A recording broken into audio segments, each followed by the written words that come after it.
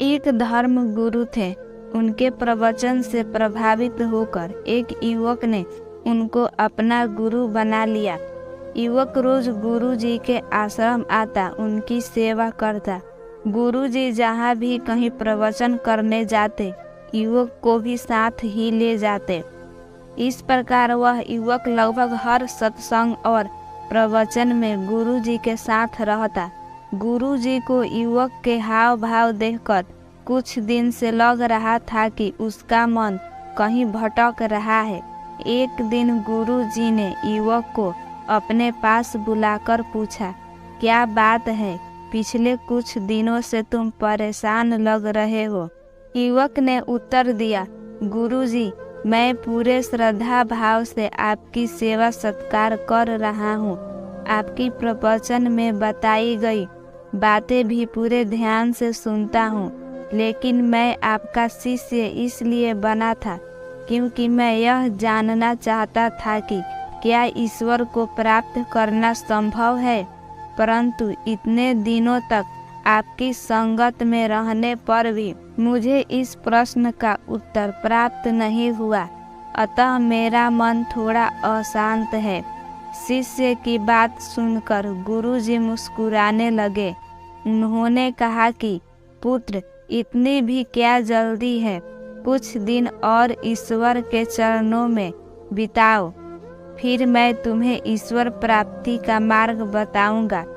कुछ दिन और बीते तो फिर शिष्य को गुरुजी ने अपने समक्ष पाया। गुरुजी ने पूछा, तुम सचमुच ईश्वर का साक्षात्कार करना चाहते हो? युवक ने उत्साहित होकर कहा, जी गुरुजी। गुरुजी ने कहा, ठीक है, आज मैं तुम्हें ईश्वर प्राप्ति का मार्ग बतलाता हूँ, चलो मेरे साथ। गुरुजी अपने शिष्य को लेकर नदी की ओर चल पड़े। नदी के किनारे पहुँचने पर गुरुजी ने अपने शिष्य को गर्दन से पकड़कर उसका मुंह नदी में डुबा दिया। गुरुजी के यूं अचानक डुबोने से शिष्य संभल नहीं पाया और पानी से बाहर आने को छटपटाने लगा। कुछ देर युवक को यूं ही डुबाए रखने के बाद गुरुजी ने युवक को छोड़ दिया।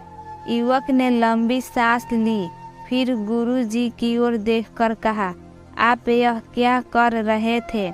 गुरुजी ने मुस्कुराकर पूछा, जब तुम पानी में थे तो क्या सोच रहे थे? तुम्हारे मन को उस समय किसकी आस थी? युवक ने कहा, उस समय तो बस एक कतरा सांस लेने के लिए ही मैं मरा जा रहा था। लग रहा था बस एक पल के लिए हवा में मैं सांस ले पाऊं। जब आत्मा को इतनी ही तड़प होती है ईश्वर से मिलने की जितनी तुम्हें डूबते समय हवा की थी, तब आत्मा को परमात्मा के दिव्य दर्शन होते हैं। ईश्वर से मिलने के लिए पहले अपनी आत्मा में वो भूख, वो तड़प पैदा करो, तभी ईश्वर को प्राप्त किया जा सकता है। तो दोस्तों, ये थी एक पौराणिक हिंदी कथा जो हमें ये सीख देती है कि अगर ईश्वर को प्राप्त करना है तो अपनी आत्मा में उसे पाने की भूख होना बहुत जरूरी है।